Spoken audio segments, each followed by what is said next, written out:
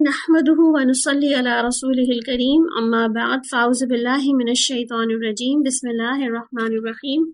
رب اشرح لي صدري ويسر لي امري واحلل عقدة من لساني يفقهوا قولي رب زدني علما اللهم فقهنا في الدين اللهم اني اسألك علما نافعا ورزقا طيبا وعملا متقبلا آمین یا رب العالمین۔ کل ہم نے بات جہاں چھوڑی تھی آج ہم وہیں سے انشاءاللہ کنٹینیو کریں گے۔ تو دہریت کا ایک ہم اصول دیکھ رہے تھے کہ ایک عقیدہ دہریت کا بھی ہے، اور اسی عقیدہ دہریت کے ہی وجہ سے آپ دیکھیں کہ دنیا کا ایک حصہ، مطلب کچھ لوگ کہہ سکتے ہیں، کچھ کمیونٹیز کہہ سکتے ہیں جو آج اس معاشرے میں ہمارے کسی کے قائل ہی نہیں ہیں، کہ نہ رب کے قائل ہیں، نہ رب کی کسی صفت کے قائل ہیں۔ تو اب دیکھیں کہ اللہ سبحانہ و تعالیٰ نے اب آگے کی آیات میں جو ہے انسان کو اس کی اپنی تخلیق کے بارے میں بتانا شروع کیا ہے۔ انشاءاللہ ہم اس کے بارے میں بھی آگے پڑھیں گے۔ اب دیکھیں کہ الدہر جو ہے نا، کسی بھی ایک لے مین کو یہ بتا رہی ہے کہ ٹھیک ہے، آپ زمانے کو نہیں مانتے، آپ زمانے کو یہ جانتے ہیں کہ زمانہ ہی جلاتا ہے، زمانہ ہی مارتا ہے، مگر کوئی اور اللہ تعالیٰ کی کوئی ایسی کوئی ڈیوائن پاور نہیں ہے اس دنیا میں جو ہم انسانوں کو گائیڈ کرتی ہو، یا ہم انسانوں کے اوپر ایک طرح کا جو ہے وہ اتھارٹی رکھتی ہو۔ تو آپ دیکھیں یہاں پر اللہ سبحانہ تعالیٰ ان لوگوں کو بھی دعوت فکر دے رہے ہیں کہ اچھا ٹھیک ہے، اگر تم سب یہ سمجھتے ہو کہ کوئی چیز ہے ہی نہیں اس کائنات میں، کوئی سپریم اتھارٹی ہے ہی نہیں اس کائنات کے اندر، تو کیا یہ تم جو انسان خود بن گئے ہو، یہ کیسے بن گئے ہو؟ یعنی کہ یہ بھی انسان کو دعوت فکر مل رہی ہے نا کہ اچھا اپنی اس پیدائش پر ہی غور کر لو، اپنے آپ میں ہی غور کر لو۔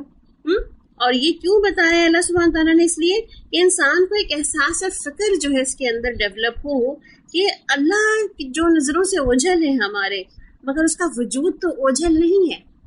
اس کا وجود تو ہمیں ہر جگہ نظر آتا ہے۔ تو اللہ کی رحمت کو، اس کی قدرت کی نشانیوں کو اگر انسان دیکھتا ہے تو وہ غور کرے تو اس کے لیے تمام چیزیں روشن ہو جاتی ہیں، اس کے لیے کوئی چیز بھی جو ہے وہ چھپی ہوئی نہیں رہتی۔ تو اللہ سبحانہ و تعالیٰ ہمیں جو ہے ان آیات میں ایک طرح کا یہ قانون بھی اور ایک قاعدہ بھی سمجھا رہے ہیں کہ اگر تم کسی چیز کو نہیں بھی مانتے تو کچھ بھی نہ کرو، اپنے وجود پر ہی غور و فکر شروع کر دو کہ تم کون تھے، تمہارا اوریجن کیا تھا، تم کہاں سے آئے، تم کیسے بنے۔ تو یہ جو ہے انشاءاللہ پھر انسان کو اپنی ہی جو ایک چیزوں کی آگہی ہوگی تو وہ سمجھ جائے گا کہ انسان جو ہے وہ کہاں اس کی اوریجن ہے، اور کوئی چیز بھی دنیا کے اندر خود بخود نہیں بن جاتی، بلکہ کوئی تو ہے جو اس کو اوریجنیٹ کرتا ہے۔ بہرحال اب ہم آتے ہیں اپنی ٹاپک کی طرف جو ہم نے الحمدللہ کل چھوڑا تھا۔ اب دیکھیں ہم نے پڑھا کہ هل اتى على الانسان حين من الدهر لم يكن شيئا مذكورا، یعنی کہ ہم نے کیا پڑھا تھا کہ یقینی خبر ہے۔ حل کیا بتاتا ہے ہمیں؟ یقینی خبر ہے یہ کہ ہاں اللہ تعالیٰ کہہ رہے ہیں کہ ایسا وقت انسان پر آ چکا ہے، تحقیق گزر چکا ہے ایسا وقت، اور یا پھر یہ بتا رہے ہیں کہ ایسا وقت نہیں آیا تھا، یعنی کہ ڈیفینیٹلی آ چکا ہے۔ اور یہاں پر علل انسانی، انسان سے بات ہو رہی ہے، اور انسان سے ہم نے کیا پڑھا تھا کہ انسان سے مراد کیا ہے؟ انسان سے مراد ہے یہاں پر آدم علیہ السلام، یا پھر انسان سے مراد ہے ایک عام انسان، یعنی کوئی بھی دو قول اس کے اندر کہے جاتے ہیں کہ دونوں ہی، اور اس قول کے جو قائل ہیں ہمارے اسکالرز میں سے وہ کون سے اسکالرز ہیں؟ قتادہ کہتے ہیں، سدی کہتے ہیں، اور اکرمہ کا قول ہے یہ کہ اس انسان سے مراد دونوں انسان ہیں، یا آدم علیہ السلام اور یا پھر ہر انسان مراد ہے۔ ایک اور قول جو ہمیں ملتا ہے اس کے مطابق کیا کہا جاتا ہے کہ یہ اللہ تعالیٰ نے آسمان اور زمین کو جو پیدا کرنے کے بعد چھٹے دن کے آخری حصے میں انسان کو پیدا کیا، اور وہ جمعے کے دن کا آخری حصہ تھا، یعنی کہ انسان کا ایک ڈھانچہ سا بنا دیا، یعنی کہ انسان کا نقطہ آغاز جو ہے وہ کہاں سے ہوا کہ انسان کو جو ہے ایک ڈھانچہ بنایا گیا، جو ایک دن بنایا گیا تھا۔ یعنی اس کا مطلب یہ ہوا کہ انسان کو اللہ سبحانہ و تعالیٰ نے بنایا ہے، یہ کسی اور مخلوق کی ایوولوشن سے جنم نہیں لیا اس نے، بلکہ انسان کی باقاعدہ تخلیق ہوئی ہے۔ دوسرا جو معنی انسان لیا جاتا ہے، عام انسان، تو ابن عباس اور ابن جریج کہتے ہیں اس بارے میں کہ ہر انسان پر یہ وقت گزرتا ہے جیسے آدم علیہ السلام پر گزرا۔ جب ان کو مٹی سے بنایا گیا تو ان پر بھی کچھ مراحل گزرے تھے، اور ہر انسان کے اوپر بھی کچھ مراحل گزرتے ہیں جب وہ ماں کی پیٹ میں ہوتا ہے، جب اس کا کوئی نام نہیں ہوتا، جب کوئی قابل ذکر چیز نہیں ہوتا۔ تو اس کا مطلب کیا ہوا؟ انسان سے مراد اگر آدم علیہ السلام مراد لیے جائیں تو اس کا مطلب کیا ہے کہ روح پھونکنے سے قبل 40 سال کا عرصہ ایسا گزرا کہ آدم علیہ السلام یوں ہی پڑے رہے ڈھانچے کی صورت میں، ٹھیک ہے۔ اور چونکہ اس میں حین کا معنی بھی لیا گیا ہے تو اس کا مطلب ہے کہ ایک وقت ایسا گزرا کہ وہ اسی طرح سے پڑے رہے۔ پھر دوسرا معنی یہ بھی کیا گیا کہ ہر مرحلے کے بعد 40 سال پڑے رہے۔ اس کا مطلب کیا ہوا کہ 40 سال ایک مٹی کو اٹھا کر فارم کرنے کی کنڈیشن میں، پھر 40 ایئرز چھوڑ دیا گیا، پھر اس کو کیچڑ، یعنی کہ مٹی کو ظاہر سی بات ہے کسی پانی سے ہی گوندھا جاتا ہے نا، مٹی جب پانی سے گوندھی جاتی ہے تو ایک کیچڑ سی بن جاتی ہے نا، وہ کیچڑ سی جب بن گئی تو اس سے اس کا ڈھانچہ جو ہے اس کو بنایا گیا، یعنی کہ مٹی کو کیچڑ پانی سے گوندھ کے ڈھانچہ بنایا گیا۔ اس کے بعد اس کو جو ہے 40 ایئرز کا ٹائم پیریڈ چھوڑ دیا گیا۔ پھر کہا جاتا ہے کہ اس 40 ایئرز کے ٹائم پیریڈ میں وہ جو مٹی کا ڈھانچہ تھا وہ بدبودار اور سڑی ہوئی، کیونکہ ظاہر سی بات ہے کوئی بھی مٹی میں خمیر اٹھ جاتی ہے، اور خمیر اٹھنے کے بعد پھر اس مٹی کے اندر ایک اسمیل پیدا ہو جاتی ہے۔ خمیر سے آپ کو یاد آیا ہوگا کہ جب بھی آپ کسی پیزا کا ڈو بناتے ہیں یا ڈونٹس کا ڈو بناتے ہیں اور اس کو رائز کرنے کے لیے چھوڑتے ہیں تو پھر وہ کیا کرتا ہے، پھر وہ پھول جاتا ہے، تھوڑا سا ہوتا ہے ڈو اور پھول کے اتنا سارا بڑا بن جاتا ہے، اور پھر آپ اس میں ایک اسمیل سی محسوس کرتے ہیں کہ جو خمیر کی آ رہی ہوتی ہے۔ دیٹ از کالڈ، یہاں پہ جو بتائی جا رہی ہے بات وہ یہ کہ انسان کے لیے جب اس مٹی کو اس کیچڑ سے پانی سے گوندھا گیا تھا، انسان کے ڈھانچے کی ایک شکل بنائی گئی تھی، اس کو کچھ عرصے کے لیے پھر ایز اٹ از چھوڑ دیا گیا تھا، جس میں پھر بعد میں مٹی جو ہے خمیر کی طرح ایک سڑان سی اس کے اندر پیدا ہو گئی۔ پھر آفٹر 40 ایئرز کا ٹائم پیریڈ میں وہ باقاعدہ سوکھ گئی ساری مٹی، اور وہ سوکھنے کے بعد آپ سوچیں جب مٹی سوکھ جاتی ہے، اس کو بالکل آپ اس طرح ریلیٹ کر سکتے ہیں اگر آپ نے کسی برتن والے کو برتن بناتے ہوئے دیکھا ہوگا، دیکھا ہے کوئی تصویروں میں تو دیکھا ہی ہوگا نا، اگر لائیو نہیں دیکھا تو، ہے نا۔ اور جب آپ نے برتن بناتے ہوئے دیکھا ہوگا، گیلی سی مٹی ہوتی ہے جس کو وہ اس کا جو بنانے کا آلہ ہوتا ہے اس پہ رکھ کر کے اور ہاتھوں سے اس کو شیپ دے رہا ہوتا ہے اور بنا رہا ہوتا ہے، اور پھر وہ کچا سا بنا کر کے اس کو اتار کر کے اس کو سوکھنے کے لیے رکھ دیتا ہے نا، اور جب وہ پوری طرح سے سوکھ جاتا ہے پھر اس کو وہ اوون میں ڈالتا ہے تاکہ وہ بیک ہو جائے اور پھر وہ پکی ہوئی مٹی بن جائے، ہے نا۔ تو آپ دیکھیں یہاں پر اللہ سبحانہ تعالیٰ بتا کیا رہے ہیں کہ انسان کی مٹی کو تو بیک نہیں کیا گیا بہرحال، مگر اس کو 40 سال اللہ تعالیٰ نے ایسے ہی اس کو چھوڑے رکھا جبکہ وہ ایک بالکل سوکھ گئی مٹی، اور بالکل کہتے ہیں نا کہ جو بجنے والی مٹی بن جاتی، جیسے آپ دیکھیں کبھی آپ نے مٹکے کو آواز اگر ٹن لگائی ہو تو ٹن کر کے بولتی ہے نا، مٹی جب سوکھ جاتی ہے یا پک جاتی ہے تو اس میں ٹن کی آواز آنے شروع ہو جاتی ہے۔ تو یہ جو ٹن کی آواز آتی ہے نا، یہی آواز کھنکنے والی یا بجنے والی مٹی کو کہی جاتی ہے۔ اب آج آپ کے گھروں میں اگر کوئی مٹکا ہے یا کوئی مٹی کا برتن ہے تو اس کو ضرور آپ اس کو ناک کر کے دیکھیں اس میں سے ایک کیسی آواز آتی ہے، اور یا آپ کے گھروں میں کبھی کوئی برتن بیچنے والا کبھی گزرا ہوگا تو آپ کو ایک آواز سنائی دیتی ہوگی جو وہ نکال رہا ہوتا ہے برتنوں کو بجا بجا کر کے، بالکل امیجن کریں ایگزیکٹلی، تو یہ وہی آواز ہے جو ٹن کر کے آتی ہے اور وہ کھنکنے والی بجنے والی مٹی بن جاتی ہے۔ تو 40 ایئرز جو ہے یہ پورے عرصے میں گزرنے کے بعد باقاعدہ ایک ڈھانچہ جو ہے وہ کمپلیٹ ہو گیا تھا۔ یہ پورے کتنے ہو گئے تھے ٹائم پیریڈ؟ تقریباً 120 ایئرز تھے، یعنی کہ 120 سال کے بعد ان کی تخلیق مکمل ہوئی تھی، اور پھر ان میں روح پھونک دی گئی تھی۔ یہ ابن عباس کا قول ہے، ٹھیک ہے۔ اس کا مطلب کیا ہوا کہ جب انسان پیدا ہوتا ہے، یعنی کہ اس کے برعکس اگر ہم یہ دیکھیں کہ یہ معنی انسان پر لیے جائیں، یعنی ابھی تو یہ آدم علیہ السلام مراد تھے تو ان کے لیے تو ہمیں یہ پتہ چلتا ہے احادیث کے ذریعے، اور اگر ہم اس سے ایک عام انسان مراد لیں تو آپ دیکھیں جب کوئی ایک عام انسان جو پیدا ہوتا ہے 40 ڈیز ایک حالت میں رہتا ہے، اس کے بعد پھر 40 ڈیز ایک حالت میں رہتا ہے، اور اسی طرح اس پہ بھی 120 ڈیز جب گزر جاتے ہیں تو اس کے اندر بھی روح پھونک دی جاتی ہے۔ ایسا ہی ہے نا، ہم کہتے ہیں نا کہ اللہ تعالیٰ نے چوتھے منتھ میں اللہ تعالیٰ جو ہے وہ فرشتوں کو بھیجتے ہیں اور وہ انسان کے پاس ماں کے ووم میں جاتا ہے اور اس میں روح پھونکتا ہے، اور اس کے بعد اس کی خوش بختی یا اس کی بدبختی یا اس کا پورا جو بھی اس کی قسمت وغیرہ ہے وہ اس کے لیے لکھ کر آ جاتا ہے۔ تو بہرحال اللہ تعالیٰ یہاں پہ کیا بتا رہے ہیں ان آیت میں کہ یعنی کہ انسان باقاعدہ اللہ سبحانہ تعالیٰ کی ایک ایسی تخلیق ہے جس کو اللہ سبحانہ تعالیٰ نے اپنے ہاتھوں سے بنایا ہے، اور اس کو بنانے کے لیے باقاعدہ اس کا ایک ابو الانسان یعنی کہ سب سے پہلا انسان بنایا ہے، اور پہلا انسان بنانے کے بعد اللہ تعالیٰ نے انسان کے اندر ہی پروگرامنگ رکھ دی کہ ایک انسان کے بعد اب دوسرے انسان اسی ٹیکنیک سے اسی طریقے کے ساتھ پیدا ہوں گے،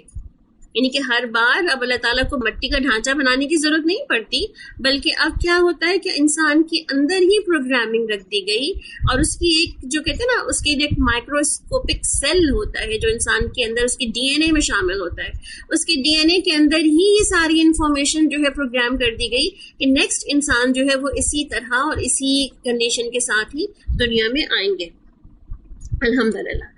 تو یہ بھی کہتے ہیں ابن عباس کے قول کی ہی توجیح کی جا رہی ہے یہ۔ پھر آپ دیکھیں کہ آدم علیہ السلام پر جب 120 ایئرز گزر گئے تھے، اس وقت بھی جب 120 ایئرز گزرے اور ان پر روح نہیں پھونکی گئی تھی تو وہ کوئی قابل ذکر چیز نہیں تھے،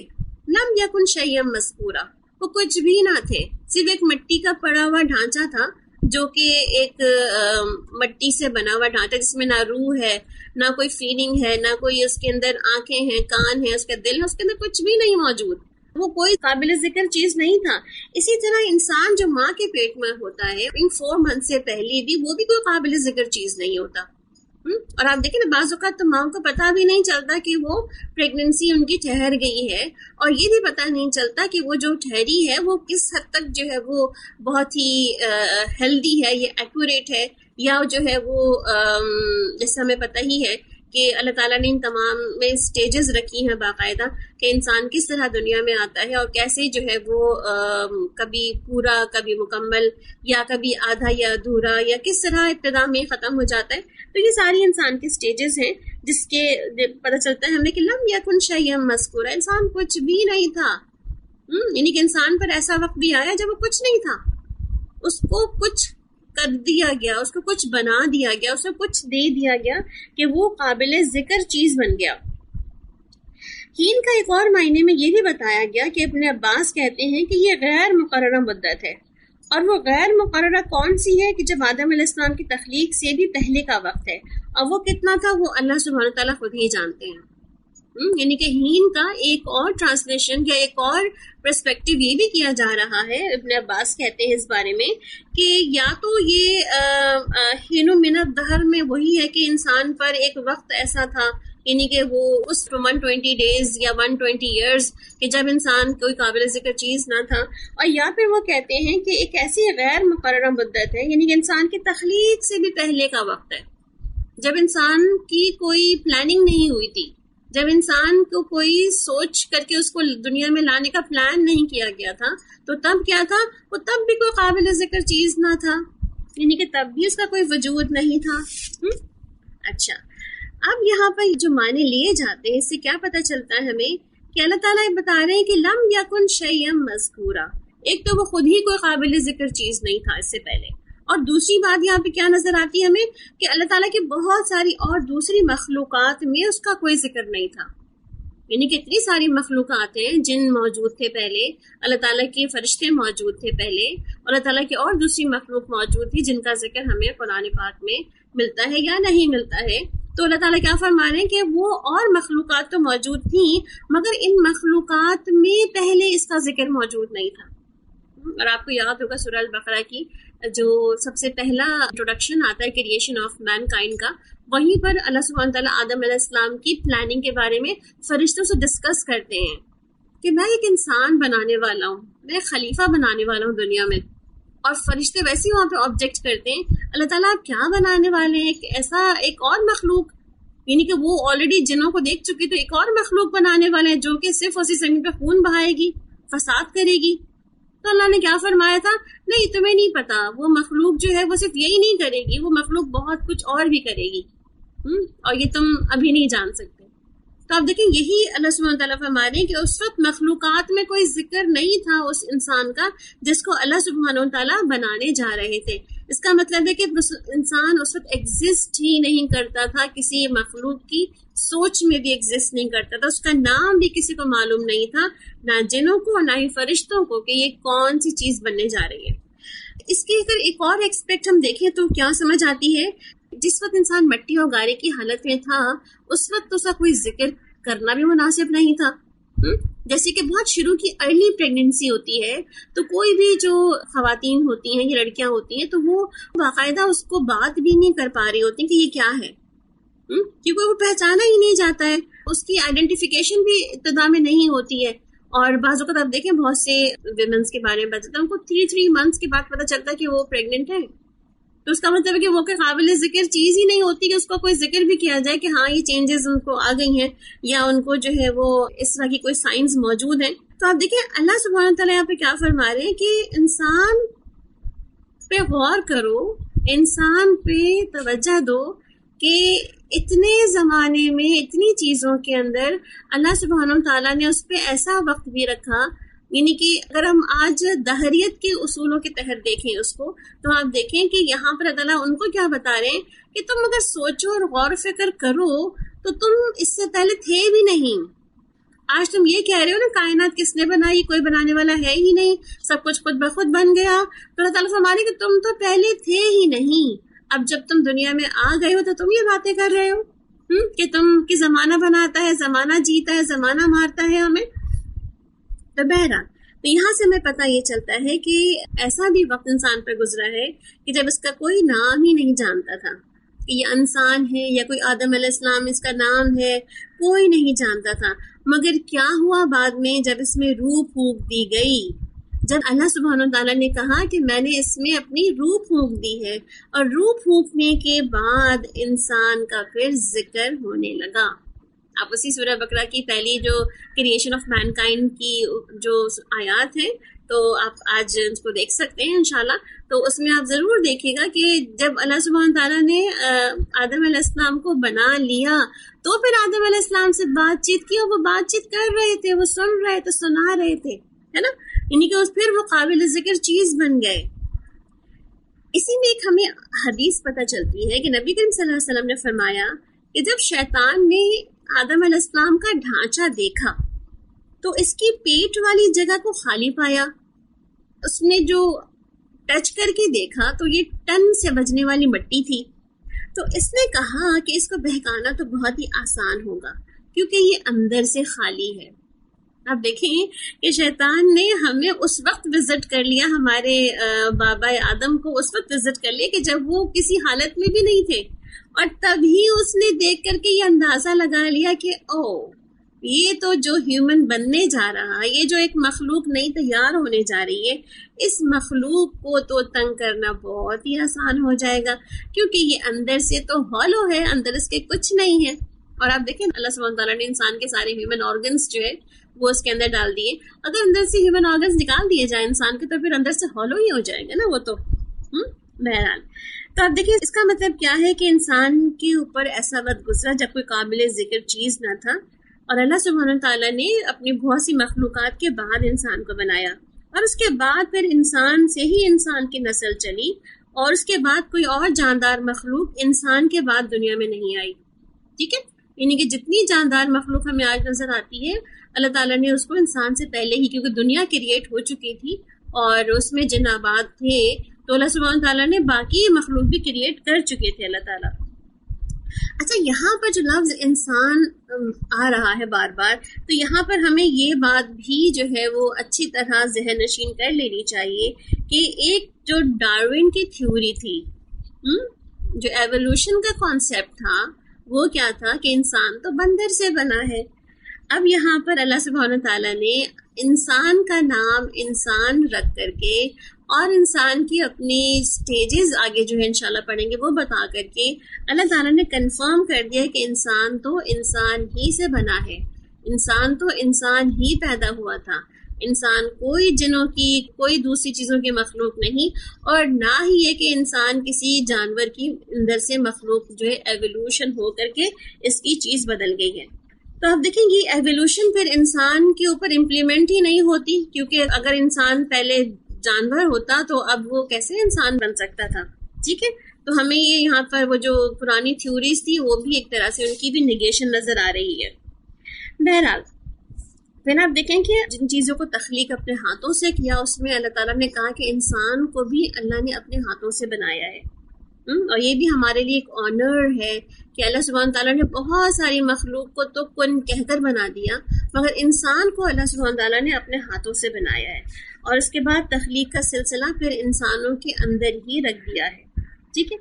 تو آپ دیکھیں یہاں تو اور بھی بات پتہ چلتی رہتی ہے ہمیں کہ اللہ تعالیٰ تو جو چاہے بعد میں پیدا کر سکتا ہے، جو اور نئی مخلوق چاہے لا سکتا ہے۔ اللہ تعالیٰ خود قرآن پاک میں بھی کہتے ہیں کہ اگر انسان اللہ کی بات نہ مانیں گے، نہ سنیں گے، تو ہم ایک اور مخلوق پیدا کر دیں گے جو اللہ سے محبت کرے گی، اللہ ان سے محبت کرے گا۔ یعنی کہ مخلوق کی پیدا کرنے کا جو سلسلہ ہے اللہ نے خود ہی اس کو سٹاپ کر دیا ہماری جانتے بھر میں، مگر یہ کہ ہمیں یہ کنفرمیشن نہیں ہے کہ اس کے بعد کوئی مخلوق کریٹ نہیں ہوگی یا نہیں ہوئی ہوگی، کیونکہ اللہ تعالیٰ فرماتے ہیں نا قرآن پاک میں ہی کہ دنیا تو پھر بھی ایکسپینڈ ہوتی چلی جا رہی ہے، چیزیں دنیا میں آتی ہی چلی جا رہی ہیں۔ ہاں مگر جو ایک جاندار مخلوق ہے، جو جان رکھتی ہے، وہ مخلوق دنیا کے اندر اس کے بعد نہیں آ رہی۔ ہاں مگر اللہ کا وعدہ ہے کہ وہ چاہے تو پیدا کر دے اور چاہے تو نہ کرے۔ کیونکہ مخلوقات کی جب بات ہو رہی ہے تو یہاں پر اللہ تعالیٰ کیا فرماتے ہیں؟ وَمَا يَعْلَمُ جُنُودَ رَبِّكَ إِلَّا هُوَ، اللہ کے لشکروں کو تو وہی جانتا ہے، یعنی کہ اور کیا مخلوقات ہیں، کس کس طرح کی مخلوقات ہیں، کب کب پیدا ہوتی رہتی ہے، اس کا تو سارے کا سارا سرا اللہ سبحانہ تعالیٰ ہی کے پاس ہے۔ کیوں؟ اس لیے کہ كُلَّ يَوْمٍ هُوَ فِي شَأْنٍ، وہ تو ہر دم ایک نئی شان میں ہے۔ اس کی ایک شان تھی کہ اس نے انسان کو بنا دیا، اس کی ایک شان ہوگی تو وہ کوئی اور مخلوق بھی بنا سکتا ہے۔ یہ تو اللہ ہی کے اوپر ڈیپینڈ کرتا ہے کہ وہ اب دوسری مخلوق کو بنانا چاہیں یا وہ نہ بنانا چاہیں۔ اس کے علاوہ اور بہت سی چیزیں اور بھی پیدا ہوتی ہی رہتی ہیں جو ہمارے علم میں ہیں یا ہمارے علم میں نہیں ہیں، دونوں ہی صورت میں۔ تو آپ دیکھیں اللہ سبحانہ تعالیٰ ہمیں یہاں پر کیا بتانا چاہ رہے ہیں کہ انسان اپنی تخلیق پر غور کرے، اپنے جانے اور اپنے پہچانے کا حال دیکھے کہ وہ کوئی قابل ذکر چیز نہیں تھی، مگر اللہ نے اس کو پیدا کر کے اس کو بنا دیا اور اس سے پھر اس کی نسل کو چلا دیا۔ جیسے قرآن پاک میں ہی آتا ہے سورہ سجدہ میں، ثم جعل نسلہ سلالۃ من ماء مہین، یعنی کہ ہم نے اس کو بنایا اور پھر ہم نے اس کی ایک نسل چلائی ایک مہین پانی سے۔ تو اس آیت کا بیسکلی مقصد کیا ہے؟ اس آیت کا مقصد یہ ہے کہ انسان کو انسان کے نام کے ساتھ پہچان کروائی جا رہی ہے کہ انسان ابتدا سے ہی انسان تھا، کسی بندر کی اولاد میں سے نہیں بنا وہ۔ دوسری بات، پھر انسان کو یہ پہچان بھی کروائی جا رہی ہے کہ انسان اپنی ابتدا، اپنا اوریجن جان لے تاکہ اس کا غرور نفس، اس کا تکبر ختم ہو، وہ اپنی بڑائی کے بے جان عقیدے سے باہر نکل آئے، وہ اس عقیدے سے باہر نکل آئے کہ دنیا خود بخود بن گئی ہے، خود بخود تباہ ہو جائے گی، ہم خود بخود پیدا ہوتے ہیں، ہم خود بخود مر جاتے ہیں۔ تو یہ بھی ایک عقیدہ جو ہے انسان کو اس سے باہر آنا پڑے گا۔ انسان کے اندر پھر ایک اور جو خاص بات یہاں پہچان کروائی جا رہی ہے وہ کیا؟ اللہ سبحانہ تعالیٰ انسان کو بتا رہے ہیں کہ تم کچھ بھی نہیں تھے،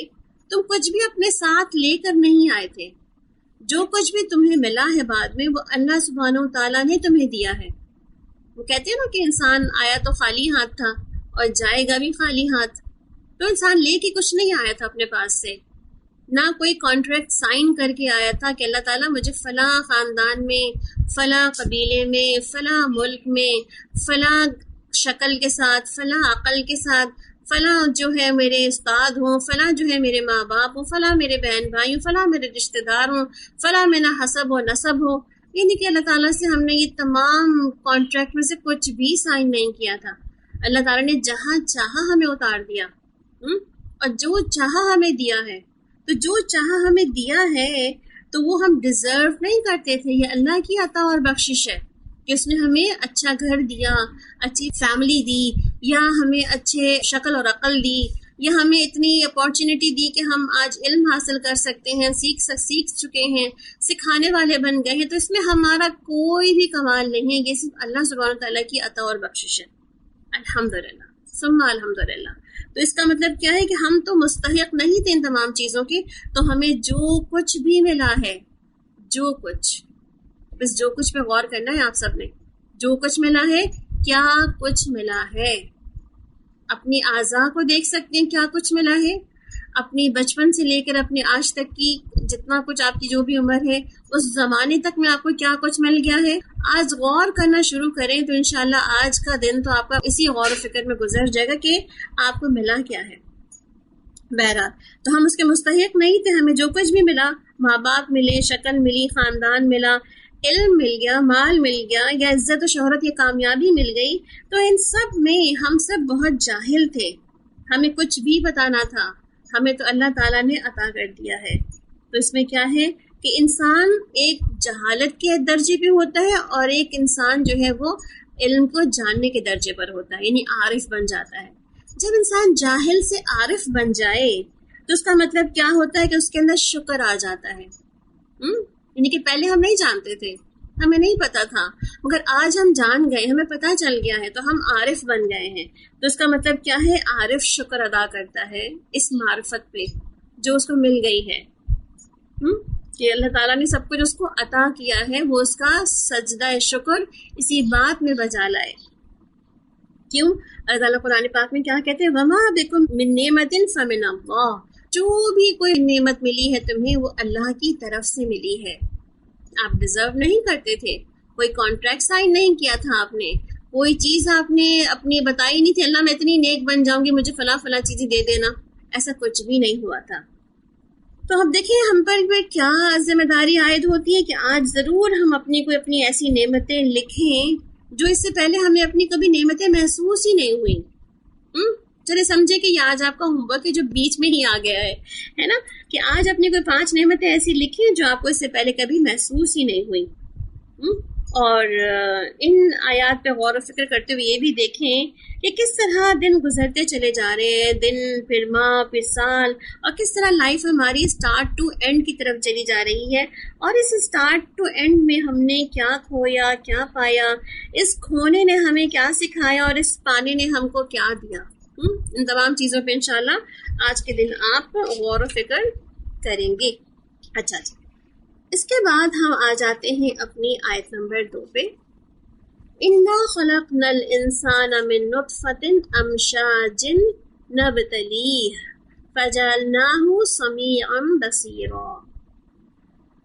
اب یہاں پر اللہ سبحانہ تعالیٰ دوسری آیت میں ہمیں کیا بتانا چاہ رہے ہیں، اِنَّا خَلَقْنَا الْإِنسَانَ. پیچھے بات ہوئی نا انسان کی، اللہ سبحانہ تعالیٰ نے انسان کو تخلیق کیا. اچھا، یہاں پر جو بات تخلیق ہے یہ بھی بہت ہی زبردست یہاں پہ ایک لطیف سا نقطہ ہے کہ خلق جو ہے، مخلوق اللہ تعالیٰ کی وہ کیا کرتی ہے، مخلوق کی اوریجنز کہاں سے ہوتی ہیں. اور اللہ تعالیٰ نے چونکہ انسان کو 2 چیزوں کا مرکب بنایا ہے، انسان خلق بھی ہے اور انسان کے اندر روح بھی پائی جاتی ہے. روح جو ہوتی ہے وہ امر ربی ہوتی ہے، اور خلق جو ہے وہ انسان کی وہ زمینی ہوتی ہے. تو انشاءاللہ اس پہ تھوڑی سی بات ہم آگے اور کریں گے. یہاں پر تخلیق کے مراحل کی بات ہو رہی کہ اللہ تعالیٰ فرما رہے اِنَّا خَلَقْنَا الْإِنسَانَ مِن نُطْفَةٍ أَمْشَاج، کہ اللہ تعالیٰ نے انسان کو نطفہ امشاج سے بنا دیا، یعنی کہ ایسا نطفہ جو کہ مخلوط تھا، ملا جلا نطفہ تھا، اس سے بنا دیا ہے انسان کو. اچھا، انسان کے مخلوط نطفے پہ بھی ہم انشاءاللہ غور و فکر کرتے ہیں، اور یہاں دیکھتے یہ ہیں کہ ہم اللہ سبحانہ تعالیٰ بتا یہ رہے ہیں کہ انسان کا جو تخلیق کے جو اس کے مراحل ہیں وہ کہاں سے ہیں، ایک نطفہ سے ہیں. نطفہ بیسیکلی پانی کا قطرہ کہا جاتا ہے، کہ پانی کا وہ قطرہ جو ڈول میں رہ جاتا ہے، یعنی کہ صاف ستھرا نتھرا ہوا پانی، یا اس کا پانی کا اوریجن یا ایکسٹریکٹ یہاں پہ مراد ہے. ٹھیک ہے، تو اللہ تعالیٰ فرما رہے کہ ہم نے انسان کو وہ صاف ستھرے نتھرے ہوئے پانی ایکسٹریکٹ سے بنایا ہے جو کہ امشاج تھا. امشاج مشیج کی جمع ہے، اور امشاج سے مراد ہے کہ مرد اور عورت کا ملا ہوا پانی، یعنی کہ صرف ایک طرف کا نہیں. یہاں پہ دیکھیں آپ ایک بات یہ بھی خاص پتہ چلتی ہے کہ عورت کا بھی کنٹریبیوشن ہے، صرف اور صرف مرد ہی نہیں بچے پیدا کرتا بلکہ عورت بھی جو ہے اپنا حصہ اس میں ڈالتی ہے. اور اس کا مطلب کیا ہوا کہ امشاج سے مراد کیا ہے کہ یا تو یہ بہت ساری عناصر کا مجموعہ ہے، مرکب ہے، مخلوط ملا جلا ہے، اور ساتھ میں پھر یہ کہ آپ دیکھیں یہ کہا جاتا ہے کہ اس میں مرد کا اور عورت کا دونوں کا پانی جب مل جاتا ہے اس کو امشاج کہتے ہیں. ابن عباس اس کے بارے میں کہتے ہیں کہ یہ رنگ سے مراد ہے. ٹھیک ہے، ابن عباس کیا کہہ رہے ہیں اس کے بارے میں کہ یہ رنگ مراد ہے، اور امشاج کا مطلب رنگ کے بھی ہے. ٹھیک ہے، اچھا رنگ کیسے ہے؟ مجاہد اس کے بارے میں کہتے ہیں کہ مرد کا مادہ سفید اور سرخ یعنی کہ ملا جلا ہوتا ہے، سفید اور سرخ ہوتا ہے، اور عورت کا مادہ سبز اور زرد رنگ کا ہوتا ہے. یہ ان کا قول ہے. ٹھیک ہے، اس کا مطلب ہے کہ یہ دونوں کے ڈفرینٹ رنگ بھی ہیں اس مادے کے. آپ صلی اللہ علیہ وسلم نے فرمایا مرد کا مادہ سفید اور گاڑھا، عورت کا مادہ پتلا اور زرد ہوتا ہے، اور جو بھی غالب آ جائے وہیں سے شکل اور صورت کی مشابہت بنتی ہے. سبحان اللہ. یہ پتہ چل گیا ہمیں یہاں پر آج کہ اللہ سبحانہ تعالیٰ نے، اگر ہم کہتے ہیں نا کہ جب بچہ پیدا ہوتا ہے تو ہم کیا دیکھتے ہیں، کس پر گیا ہے، شکل کس سے ملتی ہے، ماں سے ملتی ہے، باپ سے ملتی ہے، دادی سے ملتی ہے، نانی سے ملتی ہے، کس پر گیا ہے. تو آپ دیکھیں یہاں پر ہمیں پتہ یہ چلا کہ جس کے اس پانی کی مقدار یا اس پانی کی جو ہے وہ طاقت زیادہ ہوتی ہے، اسی کی مشابہت جو ہے وہ بچہ اختیار کر لیتا ہے. اس کا مطلب ایک تو یہ پتہ چلا ہمیں کہ جو نطفہ ہے یہ نطفتن امشاجن ہے، یعنی نطفہ تو ہے ہی بہرحال، مگر نطفتن امشاجن جو ہے یہ دو ملے جلے پانی کا مجموعہ ہے جس میں رنگ بھی پایا جاتا ہے، اور اس میں سے جس کا رنگ بھی غالب آ جائے یا جس کا بھی پاور زیادہ ہو تو بچے کی شکل بھی یا اس کی مشابہت بھی اسی جیسی ہو جاتی ہے. یہ بھی امشاج کا ایک اور معنی بھی جو ہے وہ ہمیں بتایا جا رہا ہے کہ گاڑھا اور پتلا پانی، یعنی کہ ایک تو یہ ہو گیا کہ دونوں کے کروموزومز ہوتے ہیں، جسے آپ کو پتہ ہی ہوگا کہ ایکسز اینڈ وائز جو ہے وہ دونوں کے کروموزومز جو ہے وہ دونوں کے سپرمز اور اووریز جو نکل رہے ہوتے ہیں اس میں سے دونوں کا ایک ملاپ ہوتا ہے، اور اس کے بعد وہ جا کے ایک پرٹیکولر جگہ پہ جا کر کے وہ ٹھہرتے ہیں. تو دونوں کی حیت الگ ہے، ایک گاڑھا پانی اور ایک پتلا پانی ہے، اور انسان کی تخلیق انہی دونوں سے مل جل کر ہوئی ہوتی ہے. پھر آپ دیکھیں امشاج سے مراد مختلف مراحل بھی لیے گئے ہیں، اور مراحل کیا ہے اس کی تفصیل ہمیں ایک اور قرآن کی آیت سے ہی پتہ چلتی ہے، سورہ الحج کی آیت نمبر 22 میں سے کہ اللہ تعالیٰ فرماتے ہیں کہ اے لوگو تم کو مرنے کے بعد اٹھائے جانے کے باب میں شک ہے تو اس بات پہ غور کرو کہ ہم نے تم کو مٹی سے پیدا کیا، پھر پانی کی ایک بوند سے، پھر خون کی ایک پھٹکی سے، پھر گوشت کی ایک بوٹی سے. کوئی تمام ہوا یعنی کوئی مکمل بن گیا اور کوئی نامکمل ہو گیا، تاکہ ہم تم پر اپنی قدرت اور حکمت اچھی طرح ظاہر کر دیں. پھر ہم رحموں میں ٹھہراتے ہیں جتنا چاہتے ہیں ایک متعین مدت کے مطابق. پھر ہم تم کو بچے کی صورت میں باہر نکال لاتے ہیں. پھر ہم تم کو پروان چڑھاتے ہیں تاکہ تم اپنی جوانی کو پہنچو. سورہ الحج آیت نمبر 22. اور اس کے علاوہ یہی آیت جو ہے وہ ایک اور جگہ پر سورہ الحج کی آیت نمبر 5 ہے، اور المومنون کی جو ہے آیت نمبر 12 to 14 ہے. اس میں بھی اللہ سبحانہ تعالیٰ کیا فرما رہے ہو، ہم نے انسان کو پیدا کیا مٹی کے جوہر سے، پھر ہم نے اس کو رکھا پانی کی ایک بوند کی صورت میں ایک محفوظ ٹھکانے میں. پھر ہم نے پانی کی اس بوند کو خون کی پھٹکی کی شکل دی، پھر خون کی پھٹکی کو مدغہ یعنی گوشت بنایا، پھر گوشت پہ ہڈیاں پیدا کی اور ہڈیوں کو گوشت کا جامہ پہنایا، پھر اس کو ایک بالکل ہی دوسری مخلوق کی صورت میں کھڑا کر دیا. بس بڑی بابرکت ہے وہ ذات اللہ سبحانہ وتعالیٰ بہترین پیدا کرنے والا. اس سے ہمیں کیا پتہ چلتا ہے کہ اللہ سبحانہ وتعالیٰ یہاں پہ کیا فرما رہے ہیں ہمیں کہ اللہ تعالیٰ نے پھر اس نطفۃ امشاجن کے 5 مراحل بتا دیے ہمیں. اب پہلا مرحلہ کیا تھا؟ نطفہ. دوسرا مرحلہ کیا تھا؟ علقہ. تیسرا مرحلہ تھا مدغہ. پھر چوتھا عظامہ، اور پھر جو ہے وہ 5واں لحم یعنی گوشت بن گیا. تو اللہ سبحانہ تعالیٰ یہاں پہ کیا فرما رہے ہیں کہ یہ تمام سٹیجز ہیں ایک ہیومن کے فارم ہونے کی آفٹر نطفہ، کہ وہ جب ٹھہر جاتا ہے ایک جگہ پر تو پھر وہ نطفے میں جو ہے وہ گروتھ سٹارٹ ہو جاتی ہے، اور گروتھ سٹارٹ ہو جانے کے بعد پھر وہ ایک مکمل انسان بن جاتا ہے. اچھا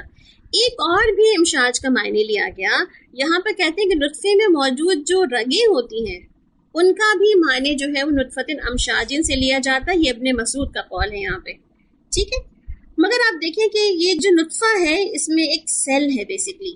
ٹھیک ہے. یعنی کہ دونوں کے کروموزومز کے ملنے کے بعد ایک سیل فارم ہوتا ہے, اور ایک سیل جو فارم ہوتا ہے اس میں کوئی لائف نہیں ہوتی, مگر بعد میں اسی کے اندر گروتھ کی تمام صلاحیتیں موجود ہوتی ہیں. یعنی کہ وہ جو سیلف جا کے اپنی ماں کی اووری میں جا کے ایک جگہ پہ اٹک جاتا ہے, لگ جاتا ہے, چپک جاتا ہے اور وہاں پہ لٹک جاتا ہے, تو وہاں پہ جانے کے بعد پھر اس کے اندر گروتھ اسٹارٹ ہونی شروع ہو جاتی ہے.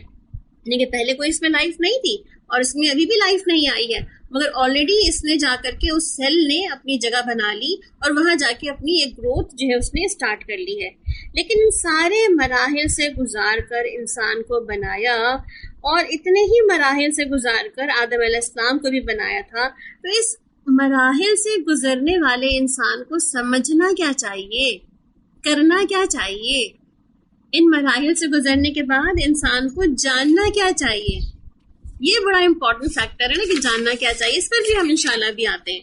اچھا, ابھی ہم یہ دیکھتے ہیں کہ اللہ سبحانہ و تعالیٰ یہاں پر ہمیں ایک اور جو ہے وہ بڑا ہی زبردست فیکٹ بتا رہے ہیں. وہ کیا کہ اللہ تعالیٰ فرماتے ہیں سورہ قیامہ کے اندر, الم یکن نطفۃ من منی یمنا, کہ کیا تم ایک نطفہ نہیں تھے ایک منی کی صورت میں جو ٹپکنے والی ہوتی ہے, جو ٹپک جاتی ہے. یعنی کہ انسان کی اپنی حیثیت بھی بتائی جا رہی کہ وہ کیا قابل ذکر چیز, یعنی کہ آپ دیکھیں اس نطفے کی کتنی قابل ذکر ہوتی ہے چیز. کہتے ہیں یہ ایسا پانی ہے جو اگر انسان کے جسم سے خارج ہوتا ہے تو پھر غسل فرض ہو جاتا ہے اس کے اوپر. جسم پہ کپڑوں پہ لگا رہے تو اس کو دھونا لازمی بن جاتا ہے. اور پھر آپ دیکھیں اس کا کوئی مطلب یہ کوئی قابل ذکر چیز نہیں کہ لوگ اس کو ڈسکس کریں, ہے نا. تو اللہ سبحانہ تعالیٰ کیا بتا رہے ہیں کہ انسان کے اندر اس ریپروڈکٹیو جو انسان ہے, ریپروڈکشن جو انسان کی ہے, اس کے تمام فیکٹرز اسی نطفے میں پائے جاتے ہیں. اور انسان کی جو تخلیق کے مراحل ہیں جس کو ہم نے دیکھا, آپ دیکھیں اس تخلیق کے مراحل اللہ سبحانہ تعالیٰ نے ہمیں 7ویں صدی میں جب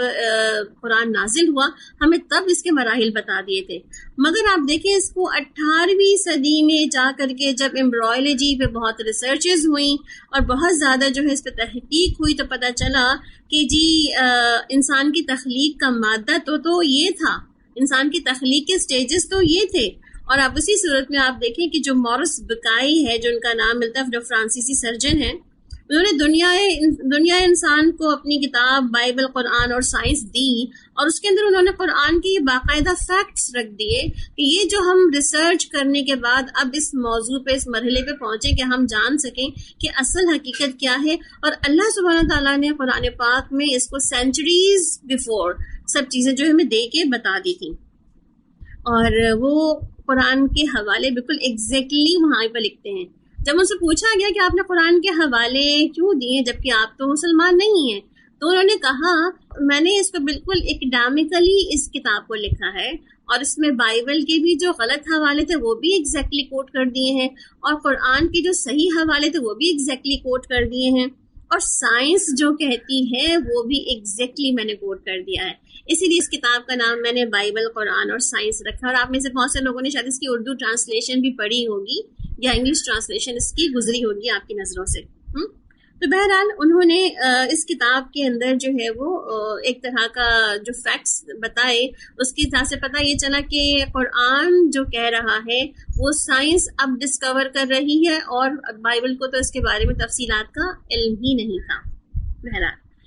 پھر آپ دیکھیں کہ اللہ کی شان ہے نا کہ اللہ تعالیٰ نے نشانیاں ہمیں کائنات میں تو دکھا دی. لوگ ریسرچ کر رہے ہیں, لوگ ناسا تک پہنچ گئے ہیں, لوگ پتہ نہیں کون سے ہبل ٹیلیسکوپ, تو وہ جو ہے وہاں سے بیٹھ کے لوگ دیکھ رہے ہوتے ہیں, تو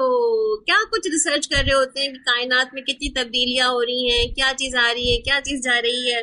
بہرحال تو آپ دیکھیں اللہ سبحانہ تعالیٰ کائنات میں نشانیاں دکھاتے ہیں, انسان کے اندر اس کے انفس میں بھی نشانیاں دکھا رہے ہوتے ہیں. اور یہ کتاب خصوصاً کہتے ہیں کہ جو اس آیت مبارکہ انسان کی جو پیدائش کے عمل کے لینڈ مارک کے طور پر جو ہے کہی جاتی ہے کہ اس آیت کی بہترین جو ہے وہ وضاحت اس میں موجود ہے.